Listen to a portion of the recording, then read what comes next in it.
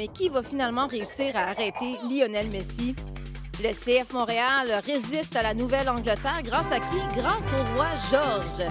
Et la Fédé espagnole implose littéralement. Luis Rubiales est suspendu par la FIFA. Ici Assoud Camara. Ici Olivier Tremblay. Ici Christine Roger. Vous écoutez Tellement Soccer.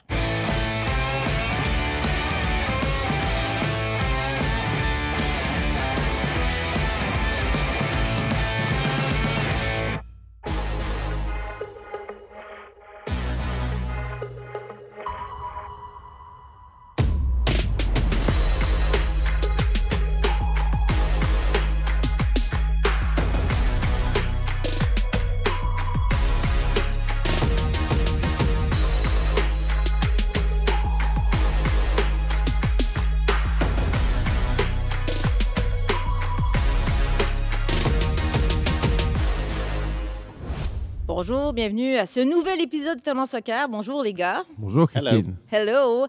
Messi. Je suis désolée, mais tant aussi longtemps qu'il va continuer de nous impressionner comme ça, je vais ouvrir le show à chaque semaine en parlant de lui. Parce que, bon, s'il faisait rien, on dirait... Ben, là, j'ai eu peur. J'ai eu peur qu'il ne joue pas du tout parce qu'elle veut pas. C'est énormément de temps de jeu pour lui avec des matchs aux 3-4 jours, avec des prolongations. Ça va se continuer, là. Oui, ça n'arrête pas. Je veux En dire. finale de la Coupe des États-Unis, etc. Ouais. Incroyable. Puis là, quand le match a commencé, qu'il a commencé sur le banc, là, je pensais quand même à ces personnes qui ont déboursé énormément de sous Tough luck. pour voir Lionel Messi. Tough Et là, tu arrives, luck. puis il n'est pas sur le 11 partant. Ça fait mal. Hey, bienvenue dans le sport professionnel, les amis. Le coach peut faire des choix, puis il a fait un choix. J'ai Oui, bien de la mais- misère à avoir de la pitié pour ce monde-là. Ben oui, Je suis mais désolé. c'est Lionel Je suis Messi. désolé. Puis, qu'est-ce que ça fait?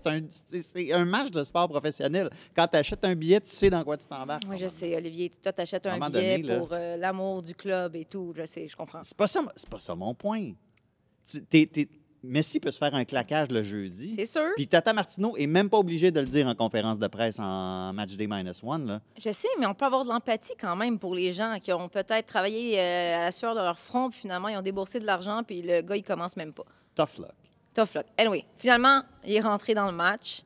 Il y avait une alternative, hein, celle d'aller à Times Square et regarder sur les grands écrans. Ben oui, c'est pas mal moins cher. Ben oui, qui était c'est pas diffusé, pire. Non, mais là, il fait son Une équipe entrée du dans New le match. Jersey qui est diffusée à Times Square, c'est pas C'est pire. beau, hein, c'est beau. C'est parce qu'on s'était dit, attendez, là, il a joué des matchs de coupe, là, mais il n'a pas joué encore en MLS. Voyons voir ce qui va arriver. Les joueurs adverses vont s'adapter aussi. Les défenseurs vont peut-être être moins craintifs de foncer sur la première action ou peu importe. Ben, ça a très bien fonctionné pendant 60 minutes. Ben oui, pendant qu'il était sur le banc, Ça. l'autre équipe. Et là, encore, il réussit. Mais l'action au complet, c'est pas juste lui, là, mais la passe qu'il fait et son but. Quoi dire de plus? Je veux dire, c'est incroyable ce qu'il réussit encore à faire à Sun. La passe. Oui, c'est sûr. Bah, Tu l'avais-tu vu, cette passe-là? Oui, je l'avais vu. Écoute. J'ai même pas vu le couloir. Pardon? Oui, je l'avais vu.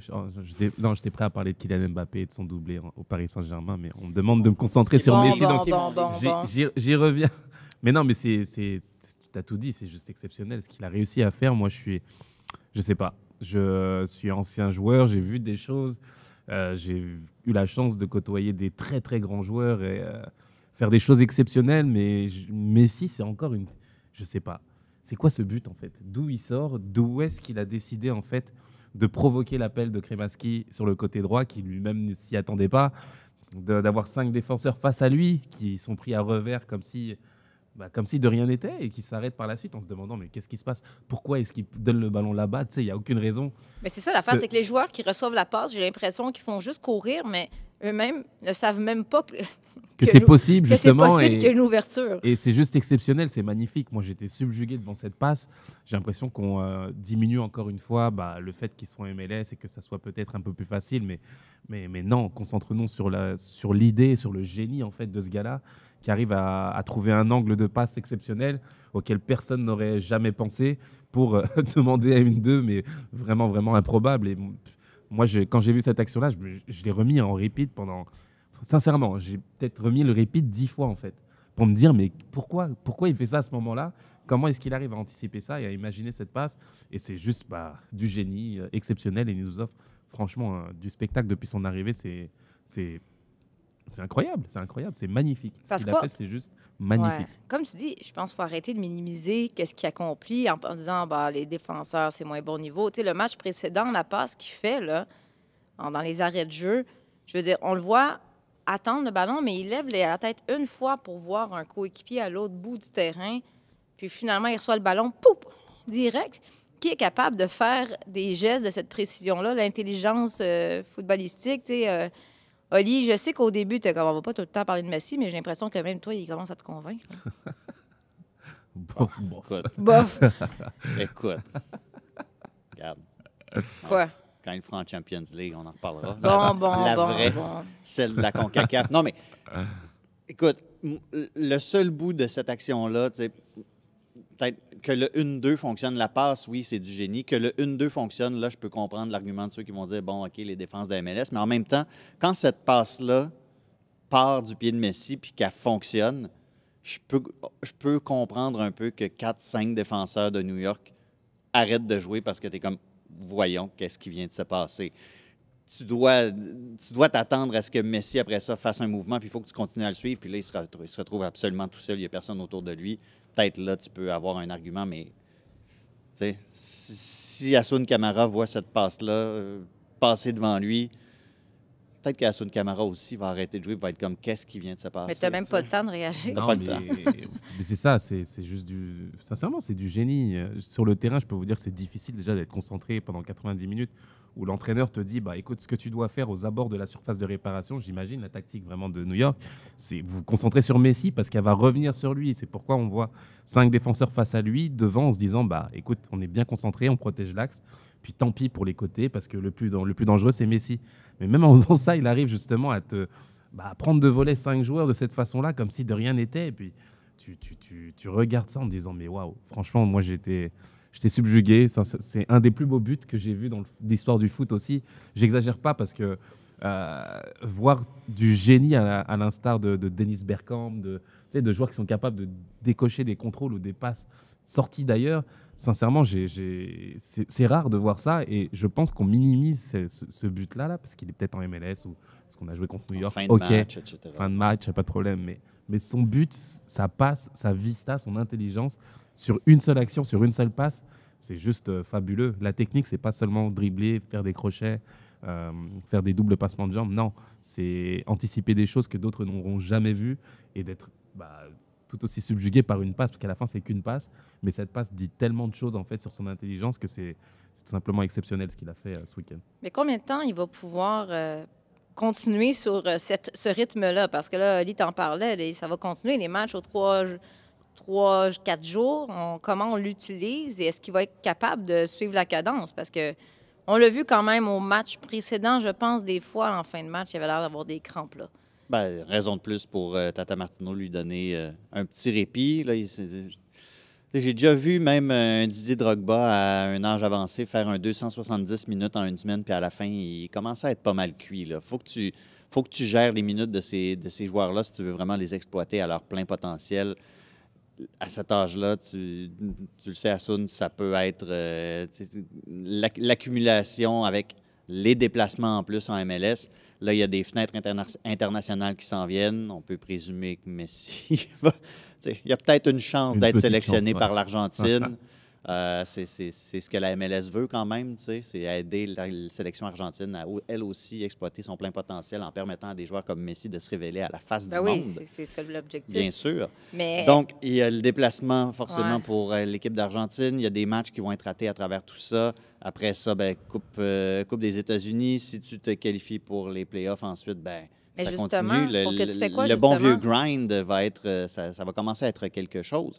Par contre, ce qu'on a pu voir en Coupe des Ligues, c'est que quand justement cet enjeu-là est présent, on dirait que Messi, sa motivation est redoublée. On a vu dans les séances de tir au but à quel point il était investi, à quel point ça lui tenait à cœur. Puis ça n'a pas été le genre de joueur au cours de sa carrière qui a aimé ça, prendre du repos. Tata Martino y a fait un peu référence en conférence de presse en disant on a discuté de son utilisation et il était d'accord pour qu'on le joue de cette manière-là. Et heureusement qu'il y a un Tata Martino, justement, parce que c'est un entraîneur d'expérience qui connaît Messi et qui est capable, justement, de jouer ses cartes de la manière à la fois la plus prudente et la plus ambitieuse. Ouais, que, comme tu l'as dit, il a la chance d'avoir un entraîneur qui le connaît bien, qui a une relation de confiance qui est établie, donc ça, c'est génial. Et à la fin, moi, je ne suis pas tellement inquiet de l'utilisation de Messi. Il connaît son corps, c'est un athlète, un joueur qui a été ultra sérieux dans sa carrière, toujours prêt à répondre justement du défi physique. L'inquiétude que j'avais... Avec Ronaldinho est parti du Barça. Ouais, c'est ça, exactement. Mais moi, j'avais l'inquiétude sur les voyages, l'accumulation de voyages, etc. C'était nouveau pour lui, mais le voir en classe économique avec ses partenaires relax. Oui, je suis sûr qu'il est en classe économique. Ouais, c'est ça, moi aussi. Non, ça va, je pense que ça va. Et puis, l'essentiel, c'est qu'il soit heureux. Il a l'air super heureux, emballé par le projet. Il le retranscrit sur le terrain. Et là où il y a certains détracteurs qui le voient sur la tenue d'un joueur de MLS, on n'oubliera pas que c'est tout simplement l'actuel numéro 10 de l'Argentine aussi, tu vois. Donc, on ne peut pas dissocier les deux. C'est un joueur exceptionnel, fantastique. Et je pense que quand il fait des exploits de la sorte, il faut juste lui donner crédit et dire que c'est Jenny qui parle et il est incroyable. Il est incroyable. Mais là, tu parlais des éliminatoires, Oli, tantôt, ça va demeurer un objectif. Là, si Messi, on veut donner du repos, en même temps, tu veux espérer faire les éliminatoires. Imaginons le scénario de rêve quand même, Miami qui était dans la cave, dernier. J'y croyais pas une seconde, il y a peut-être 2 mois. Oui, mais là, c'est une lune de miel. Est-ce que... Mais là, ouais. Mais là, si Messi a besoin de temps de repos, est-ce que Miami peut se débrouiller sans lui? Je veux dire, ça reste la même équipe, là, sans lui. C'est l'équipe qui avait de la misère à faire quoi que ce soit. Donc là, comment tu gères ça? Est-ce que si Messi est sur le banc, est-ce que Miami redevient nul? Non, je pense pas. C'est plus la même équipe, justement. C'est les mêmes joueurs, mais sincèrement, quand tu sais que dans ton effectif, tu as 2-3 additions de la sorte qui te permettent d'y croire de nouveau, forcément, tu te transformes. Moi, Yedlin, j'avais du mal à le voir depuis l'année dernière. Là, forcément, c'est un autre joueur. Kremaski qui se révèle, qui est un joueur home ground, il n'y a pas de problème, qui jouait comme un jeune un peu avant. Et puis là, on a l'impression que c'est... Là, il vit son rêve. C'est un joueur de caractère qui a 10 ans d'expérience et de bouteille et qui comprend Messi comme s'ils avaient joué ensemble depuis 10 ans. Donc forcément, ça change quand tu as un joueur de la sorte qui arrive. Et ils y arrivent, ils arrivent à marquer quand il n'est pas là. Mais c'est durable comme effet parce que ouais, moi, il reste 12 games quand même. Non, je pense que c'est possible. Et puis, moi, les matchs ne font pas peur. Franchement, Messi, je pense qu'il va vouloir jouer tous les matchs. Il a montré au Paris Saint-Germain aussi que quand on voulait le mettre sur le banc, il n'était pas content non plus. Donc, c'est un joueur qui a toujours voulu jouer, qui l'a fait au Barça, qui l'a fait au Paris Saint-Germain, qui va le faire ici aussi et qui veut tout simplement participer et briller. Il est tout simplement heureux ici et je pense que il faut profiter de cette vague. Et je pense sincèrement que sur un malentendu, si l'Inter Miami se qualifie pour les séries, comment tu les sors? Ils vont gagner la MLS. Je ne vois pas comment est-ce qu'ils vont sortir de là avec tout ce qui se passe, avec la frénésie qu'il y a autour, avec le mouvement qui se fait aussi des joueurs qui ont grandi, qui ont évolué à ses côtés. Quand il joue à l'extérieur, il joue à domicile. Aussi, je veux dire... Mais toi, Ali, est-ce que tu trouves qu'Assun est trop romantique ou tu es d'accord? Non, mais je pense que c'est possible. Ça devient possible. Je pense que ça devient tout à fait possible. C'est bon pour la MLS qui... écoute, le nombre de gens qui sont achetés une season pass d'Apple pour juste regarder Messi et c'est tout. Forcément, ça va être bon pour la Ligue s'il se rend loin en éliminatoire. Sur le plan sportif, tu sais, je pense pas que ça... Tu veux qu'ils fassent les playoffs, puis ils vont vouloir accrocher les playoffs. Je pense pas que c'est une catastrophe s'ils passent à côté non plus. Ils ont gagné un trophée, ils sont qualifiés pour la Ligue des Champions la saison prochaine. Ouais. Ils sont en finale de la Coupe des États-Unis. Il n'y a pas de relégation en MLS, donc c'est pas catastrophique, mais je pense qu'on est au-delà de la simple sphère de l'intégrité de la compétition quand on parle de l'Inter Miami de toute façon. Et comme l'a dit Hassoun, Messi va vouloir jouer, il va vouloir accrocher les playoffs. Après ça, tout peut arriver. On connaît cette ligue-là. On sait à quel point cette ligue-là peut être complètement folle des fois. Fait que ce ne serait pas une surprise extraordinaire si Lionel Messi est en finale de la MLS Cup à la fin. On parlait dans les dernières semaines de l'impact de l'arrivée de Messi en MLS ou l'impact de l'arrivée de Ronaldo en Arabie Saoudite. Puis, Hassoun, tu disais les jeunes vont s'intéresser à la Ligue saoudienne, moi, je disais, ben non, il s'intéresse aux joueurs. Puis, Tu as vu tous les maillots qu'il y avait à New York, tous les maillots roses. oui, qu'il y mais avait. c'est ça la différence. Moi, j'ai ma fille qui est ici de 8 ans, grande fan de foot. Ses amis adorent le soccer. Puis, je dois dire, à cause de YouTube et compagnie, je voyais dans la dernière année, les jeunes, c'était beaucoup Neymar, Mbappé à cause des vidéos de highlights, Ouais. le Ronaldo à cause de son sou. Mais c'est ça. Et là, je sens un changement de garde. En m'en venant au boulot ce matin, Juliette, elle me dit, ben j'ai un maillot de Messi au PSG, mais là, j'aimerais ça avoir un maillot de Messi à Miami. Mais elle m'a pas demandé encore un maillot de Ronaldo à Nasser. Ben Oui, oui, mais parce c'est parce que- que le maillot de Al Nasser, tu peux pas aller le porter pour aller regarder Barbie au cinéma. Tandis que celui de Messi, tu peux. Non, mais Comme ça, Ouais. ouais. là, je Il y, en a, sens il y a des gars qui s'en sont sortis en faisant ça, hein? Tu l'as vu? Exactement. l'excuse, ouais. Non, mais j'ai l'impression, là, dans les joueurs préférés, là, on dirait que Messi est redevenu le préféré des jeunes amateurs de soccer. En même temps, il est tellement proche, puis il joue à des Ben, c'est heures ça, qui tu nous les conviennent. vois. On le voit les samedis soirs, tu sais. Non, mais C'est bon là, pour Neymar, il a baissé dans l'estime de plusieurs, évidemment. Mbappé, il est encore bon, mais là, Messi, ce qu'il fait présentement, comme tu dis, il doit avoir une idée de il doit avoir une question de proximité. Mais la réalité, c'est que s'il était en MLS, là, puis il n'avait pas marqué encore, là, ça n'aurait pas cet effet-là. Là. Non, c'est sûr, c'est les résultats qui dictent aussi le tout. Mais Messi, il est champion du monde, il vient de soulever la Coupe du Monde aussi. Il rentre dans une forme de légende absolue aux côtés de Maradona, dans l'esprit des gens. Donc forcément, il a un pouvoir qui est bien supérieur à beaucoup, beaucoup de grands joueurs. Mais ça n'enlève en rien. Moi, à l'inverse, j'ai vu des jeunes avec le maillot de Cristiano Ronaldo ici, que ce soit à Laval, à Repentigny, à Montréal aussi. Donc forcément,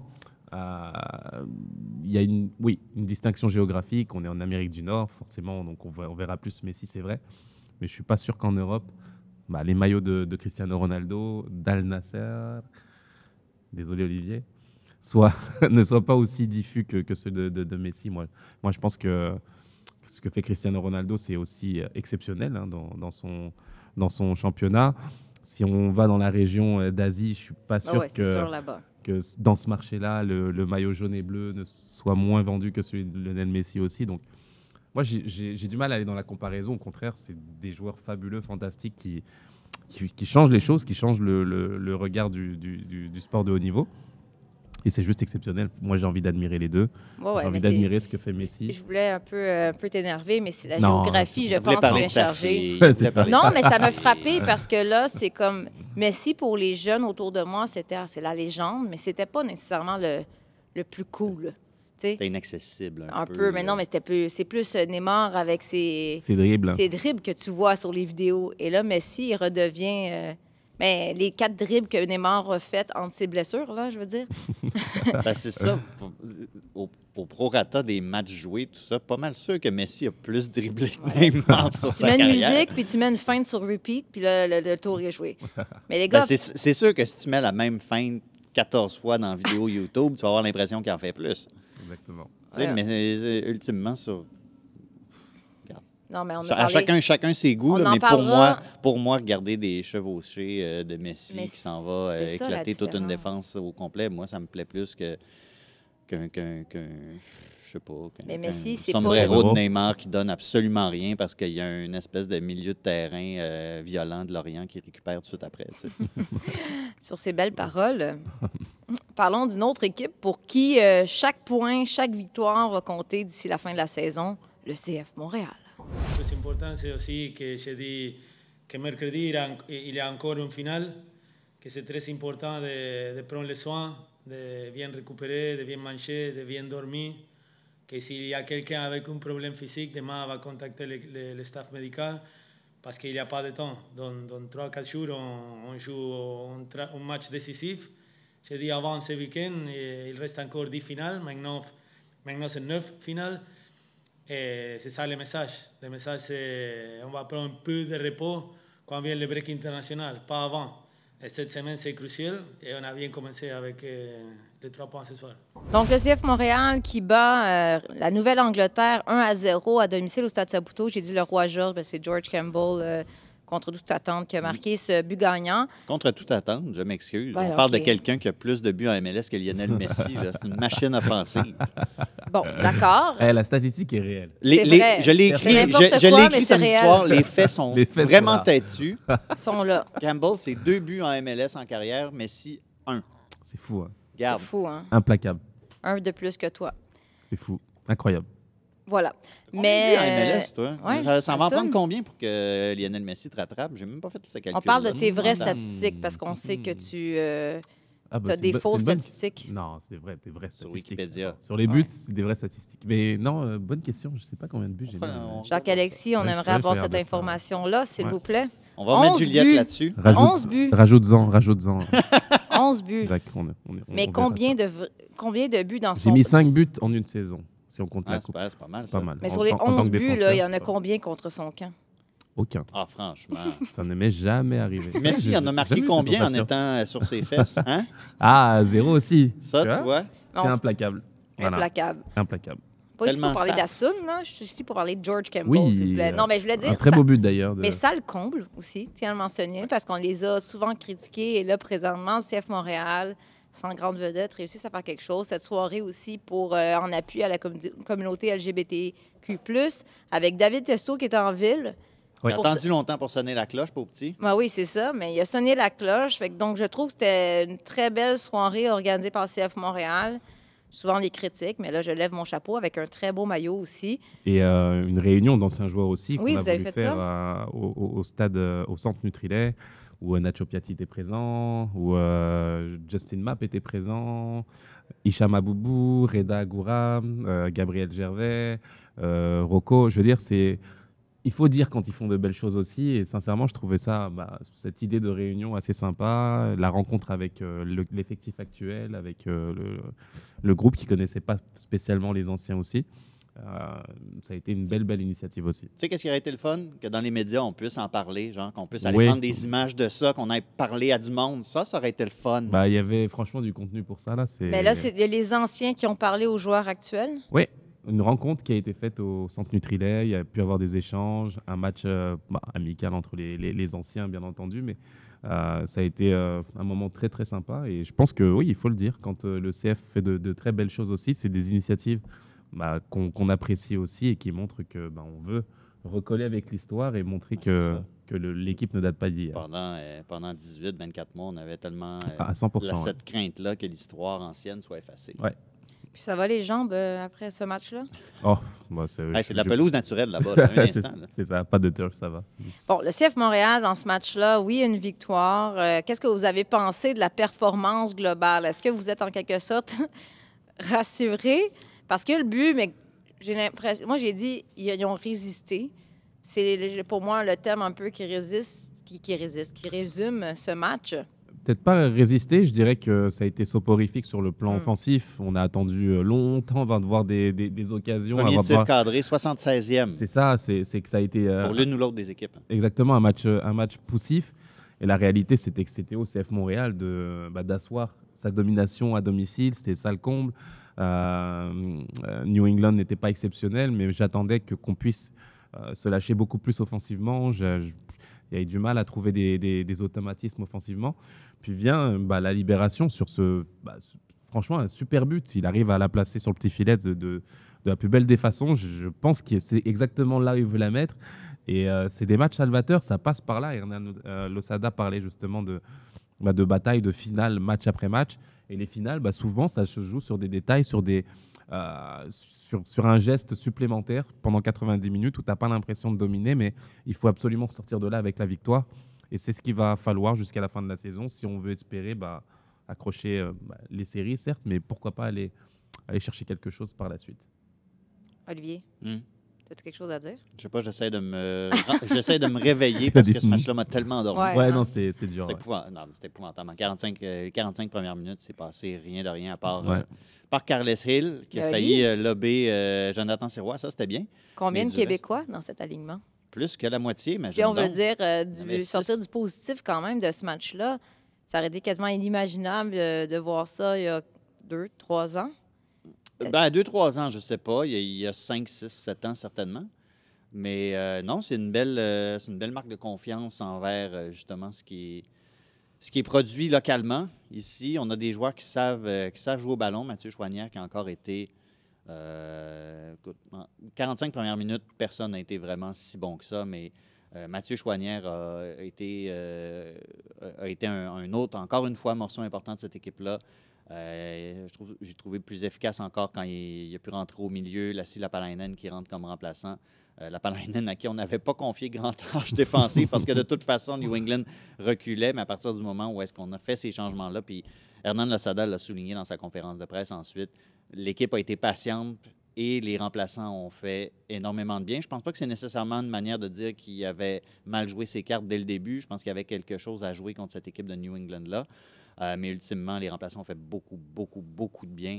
Il fallait à un moment donné rentrer dans le tiers offensif, mettre New England en danger, les faire se poser des questions, changer le point d'attaque pour faire glisser cette défense-là. Puis on a fini par trouver une brèche après une phase arrêtée. Non, franchement, ça a été un dur travail. Mais on sort de là, de la meilleure puis des façons. Puis des fois, c'est comme l'a dit Hassoun, c'est ça, c'est des finales, c'est des matchs cruciaux qui se jouent sur des détails. Puis parfois, ça fait presque plus du bien de gagner un match en marquant à la 86e qu'en marquant dès la 4e minute, puis en gardant le 1-0 jusqu'à la toute fin. Là, tu as pu avoir un public qui, tranquillement, est rentré dans le match à la toute fin, qui a encouragé son équipe. Ça a pris du temps à se mettre en marche. Mais cette explosion-là, à la toute fin, puis là, tu gardes un stade tout à fait enjoué pendant 7, 8, 9, 10 minutes à la fin. Tout le monde repart à la maison content. Ça apporte quelque chose, surtout dans un contexte où tu as des matchs qui s'en viennent aux 2-3 jours. Tu t'en vas sur la route, tu reviens à la maison dès le match suivant. Puis le match suivant, c'est le retour de Wilfrid Nancy au Stade Saputo aussi. Fait que j'ai hâte de voir comment ça va se passer, cette affaire-là aussi. Vraiment, ça peut être une victoire extrêmement importante pour la suite de la saison. J'ai moi-même souvent dit qu'on avait besoin d'une vedette à Montréal, puis à quel point c'est important, puis on s'est souvent obstiné sur ce sujet-là. Puis présentement, je ne sens pas que Montréal, finalement, en a tant besoin. Mais quand on voit autant de Québécois dans l'alignement partant, est-ce que ça ne devrait pas être ça aussi le rôle du CF Montréal ou l'une des responsabilités? Parce que, soyons honnêtes, là, des fois, on a recruté à Montréal des joueurs qui jouaient dans une 2e, 3e division à quelque part en Europe. Puis on se demandait, il y a peut-être des gars dans l'académie ou des jeunes Québécois qui sont capables autant de faire le travail. Est-ce que ça doit faire partie des objectifs du CF Montréal? Je ne sais pas si c'est un mandat précis qu'il faut avoir, mais en tout cas, c'est sûr que c'est toujours un plaisir de voir des joueurs locaux sortir et surtout être bons. Parce que la réalité, c'est ça. C'est que si tu as des locaux qui ne sont pas bons, forcément, c'est pas une bonne chose. Mais au contraire, lorsque tu arrives justement à développer des joueurs qui arrivent à assumer le niveau de la MLS, bah forcément, tu crées un sentiment d'appartenance fort auprès de ton public et tu arrives justement à pallier ce dont tu disais, le fait de ne pas avoir de stars ou de joueurs phares. Tu arrives à le compenser. Alors, ce qu'il faudrait, c'est que le CF Montréal puisse avoir un discours clair avec la volonté qu'ils voudraient avoir. Est-ce que ça fait partie justement de leur mission? Je veux dire, on n'a pas d'équipe U19 au club non plus. Ça part mal. Pourtant, on dit qu'on veut développer absolument les jeunes. Donc, il faut avoir justement une vision et des actions qui collent justement avec cette vision-là. Et je pense qu'à partir de là, on saura exactement où est-ce qu'on veut aller. Si le fait de développer des Québécois est aussi une des missions du club, puis ce ne serait pas négatif de communiquer dans ce sens-là. Au contraire, je pense qu'on arriverait à aller chercher des gens qui puissent être attachés à ça et à ressentir cet amour pour le club. Mais l'affaire, c'est que pendant tellement longtemps, tu as senti que le joueur québécois qui arrivait dans la première équipe au CF Montréal n'était pas là pour occuper un rôle si important que ça.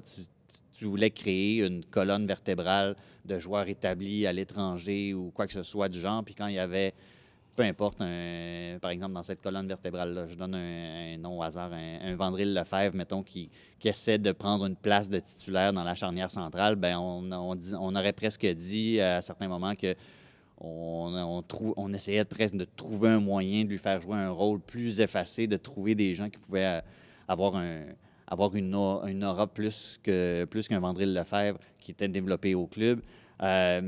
Donc, dans cette optique-là, quand tu as des joueurs québécois que tu n'es pas trop sûr comment tu veux les amener en première équipe, c'est difficile de communiquer à ce moment-là puis de dire « Hey, on veut vraiment une équipe qui nous ressemble puis des joueurs formés au club. » Là, on n'a pas peur d'avoir un Jules-Anthony Vilsain qui, si devient le numéro 9 de cette équipe-là, ben ça sera bien comme ça.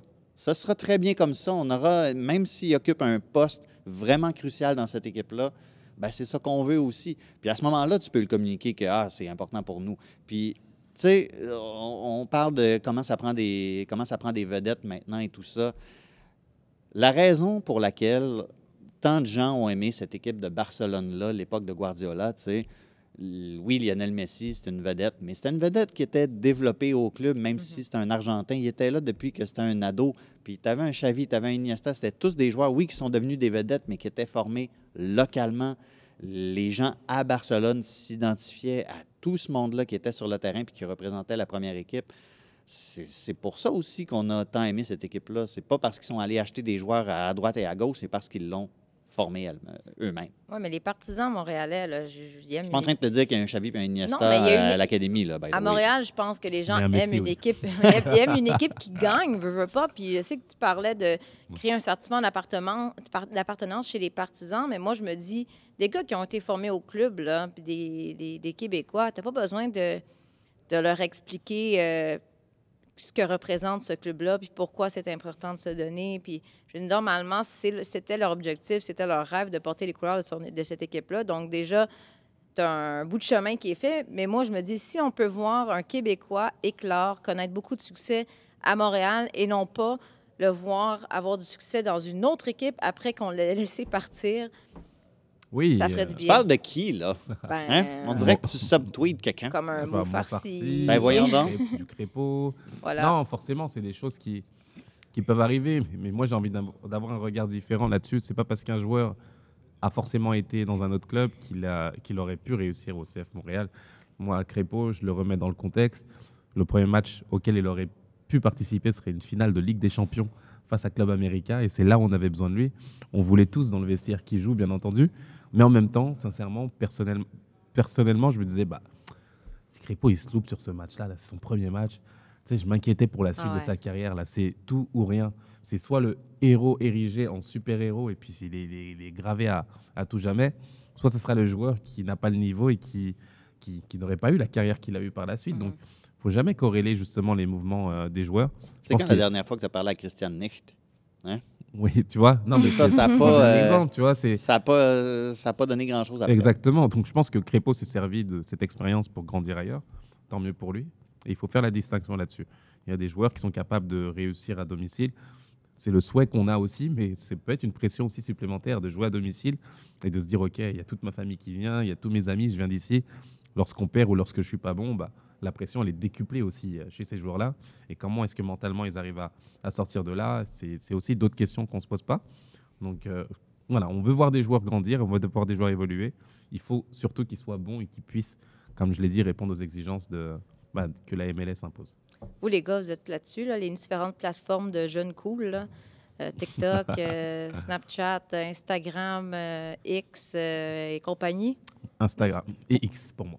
Instagram et X. Ben, nous, on est sur Facebook quand même. Oh. Fait que les jeunes, ils disent allez vous abonner en cliquant ici. Là. Ici. Venez liker, abonner. Mais on est aussi sur audio, hein, vous mettre dans nos favoris, non, nous mettre dans vos favoris. C'est ça? C'est ça. YouTube, c'est ça qui est cool. On va recommencer ça. Tu couperas ce bout-là, Jacques-Alexis. Allons maintenant parler d'un sujet beaucoup moins joyeux, très délicat, celui de la Fédération espagnole et son président Luis Rubiales, qui est suspendu. He pedido perdón por el gesto que me parece muy desafortunado. Y bueno, y el asunto del beso, que he dicho que es libre, que es mutuo, que es consentido, pero que obviamente pues también tengo que pedir disculpas por el contexto en el que se produjo. Sí, no estoy fuera del mundo y sé que me he equivocado también en eso. ¿Pero creen ustedes que eso es para sufrir la cacería que estoy sufriendo? ¿Sinceramente lo creen? Otra cosa es lo que uno tenga que decir públicamente, pero ¿ustedes creen que es para esta cacería? ¿Para que pidan mi dimisión? ¿Es tan grave como para que yo me vaya habiendo hecho la mejor gestión de la historia del fútbol español? ¿Ustedes creen que tengo que dimitir? Pues les voy a decir algo. No voy a dimitir. No voy a dimitir. No voy a dimitir. No voy a dimitir. No voy a dimitir. Ah là là. Donc, c'était Luis Rubiales, le président de la Fédération espagnole, vendredi dernier, lors d'une assemblée générale organisée.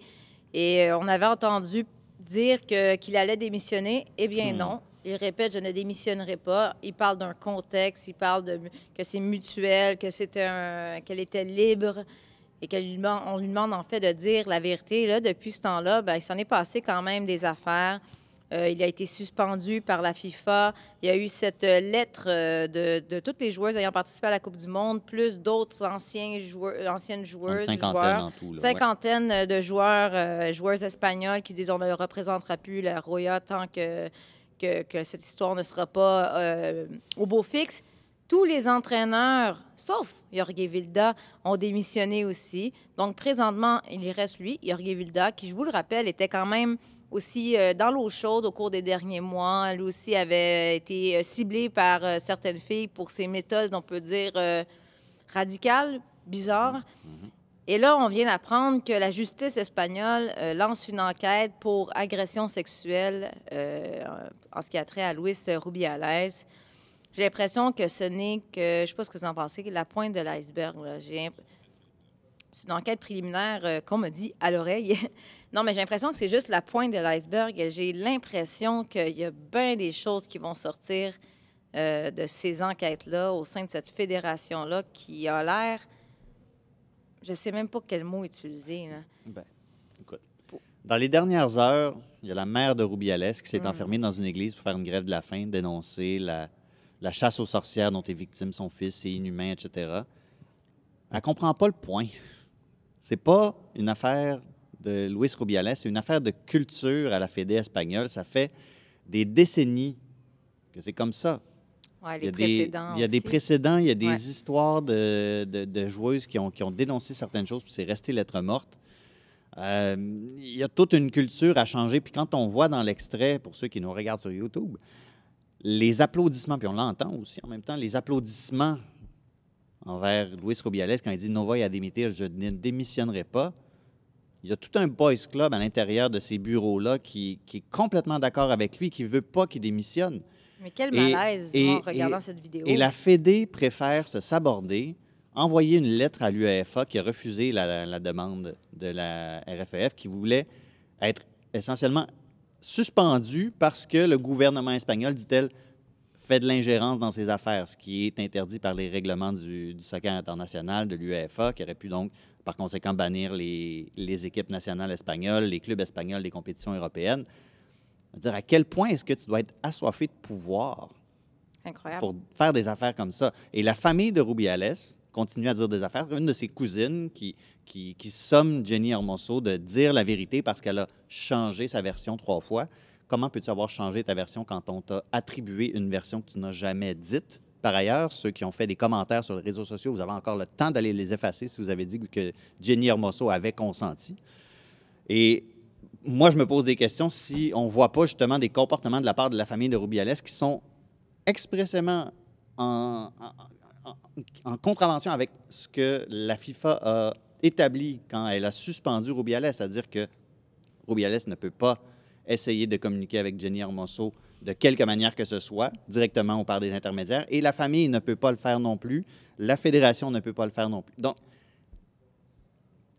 tu utilises les médias de communication pour dire à Jenny Hermoso, dis la vérité. Pour moi, ça devrait être d'autres sanctions. Oli, tu parles d'une culture au sein de la Fédération espagnole, mais tu sais, pendant la Coupe du Monde, on parlait déjà de qu'est-ce qui va arriver avec cette équipe-là, parce qu'on parlait justement de l'entraîneur Jorge Vilda. Pour ceux qui n'est pas au courant, en septembre dernier, 15 joueurs ont envoyé un courriel demandant des changements. On peut dire en allant jusqu'à sa démission, mais bref, du moins, on demande des changements. Mais qu'est-ce qui est arrivé? C'est qu'on a laissé de côté ces joueuses-là. Et là, on se posait la question, ouais, mais si ces filles-là méritent de gagner, mais s'ils gagnent, bien, c'est ce que l'entraîneur ne vient pas de gagner son point. Et c'est l'argument que Luis Rubiales a utilisé, justement. Hey, regardez, on a gagné. J'ai été le meilleur pour gérer C'est la meilleure gestion la meilleure de l'histoire. gestion. Donc, lui, il s'appuie là-dessus. Mais tu sais, au-delà de la culture espagnole, la culture de la fédération espagnole, moi, je me dis, hey, c'est gros ce que les filles... Puis en fait, il y a beaucoup de joueurs, finalement, qui ont embarqué. Iniesta, des grands noms du football espagnol. Il y a eu des manifestations un peu partout dans les différentes ligues partout dans le monde. Mais je dis, c'est gros ce qu'ils sont en train de réaliser. C'est au-delà du football espagnol. C'est au-delà du soccer. C'est une question de culture, de société, point. Tu sais, je veux dire, on parle du sport, mais il y en a dans des bureaux un peu partout, des femmes ou des hommes, mais des gens qui subissent ce genre de comportement-là puis qui ne se sentent pas à l'aise de se lever puis de manifester, en quelque sorte. Là. Oui, absolument. Moi, j'ai l'impression que, paradoxalement pour eux, en tout cas, leur victoire sur le terrain a été leur plus grande défaite, finalement, Ouais. et la meilleure chose qui puisse arriver à l'Espagne, au football espagnol et au football mondial, parce qu'on se rend compte qu'à travers cette histoire, c'est juste, comme tu l'as dit, hein, la pointe de l'iceberg qui est juste émergée, mais la réalité, c'est que ces fléaux-là existent en Espagne, mais existent dans le monde entier, et dans beaucoup, beaucoup, beaucoup de fédérations féminines. On en a parlé dans beaucoup de balados ici. On a parlé des fléaux qu'il y a aux États-Unis.